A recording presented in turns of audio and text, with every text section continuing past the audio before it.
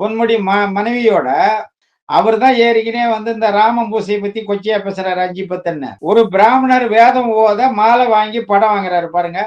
அப்படியே நீங்க மு.க.ஸ்டாலின், உதயநிதி எடுத்தீங்கன்னா நான் வந்து சனாதனத்தை கொசு தட்டுற மாதிரி தட்டிடுவேன் அப்படிங்கிறாரு. அப்படியே அங்க வீட்டுல வந்து அதுக்கு பரிகாரம் பண்றதுக்காக ஜீயர்களை கொண்டாந்து வச்சு அங்க பாத பூசை பண்ணதா வெளியில சொல்லிக்கிறாங்க.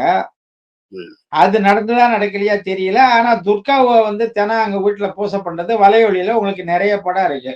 பிராமணர்களை கொண்டாந்து வச்சு வேத மந்திரம் ஓதி அங்க வந்து வீட்டுல மந்திரம் பண்றது இருக்கு. கூடத்த முதலமைச்சர் ஸ்டாலினும் இருக்காரு. 2வது மதசார்பற்ற நான் கூட்டணிங்கிறீங்க. மதசார்பற்றதுன்னா எந்த மதமும் சார்பற்றதுதான். அங்க இஸ்லாமியரையும் கிறிஸ்துவரையும் கூட வச்சுக்கிறது அது எப்படி மதசார்பற்ற கூட்டணி ஆகும்? அப்ப இந்து மதம் அற்ற கூட்டணின்னு சொல்லுங்க. நான் முஸ்லீமா இருந்தா முஸ்லீமா இருக்கலாம், கிறிஸ்துவனா இருந்தா கிறிஸ்துவா இருக்கலாம், பாரிசியா இருந்தா பாரிசியா இருக்கலாம். அது இது எது இல்லைன்னா நான் நாத்திகனா இருந்தாலும் நான் வந்து இந்துதான், இந்து பட்டியல தான் இருக்கேன். இப்ப அந்த வகையில உன் கட்சியில இருக்கிறவன் பூரா இந்துதான். சேகர் பாபு எத்தனை பூசை போட்டு வச்சுக்கின்னு கை ஒரு மாடு கண்ணுக்குட்டி கட்டுற கயிறை பூரா கையில கட்டிருக்காருல்ல, மூகநாயகர் போடுற கயிறு எல்லாம்.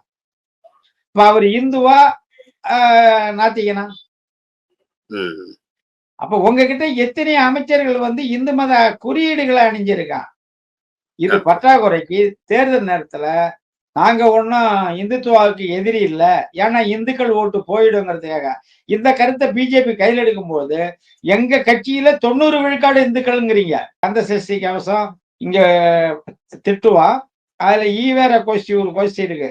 இந்த நாள் ஊரு பொம்பளை எல்லாம் கூப்பிட்டு வீரமணி தாலியா இருப்பா.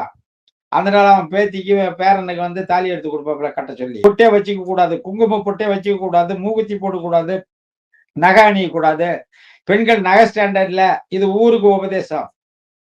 வீரமணி மனைவி பார்த்தா 3 பொட்டு உச்சந்தவலி வாக்குல ஒரு பொட்டு இருக்கும், குங்கும பொட்டு பாருங்க இனிமேவது. அந்த தீக்காவில நான் பயணிக்கும் போது நான் கல்யாணம் பண்ணும் பொழுது தாலி கட்டல, மட்டி போடல.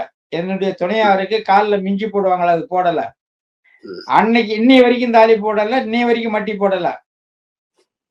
அன்னைக்கு குங்கும போட்டு வைக்க கூடாதுன்னு சொன்னா இன்னைக்கு வரைக்கும் அவங்க குங்குமம் போட்டு வைக்கல.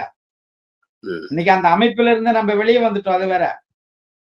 இருந்தாலும் இன்னை வரைக்கும் நான் வைக்கல.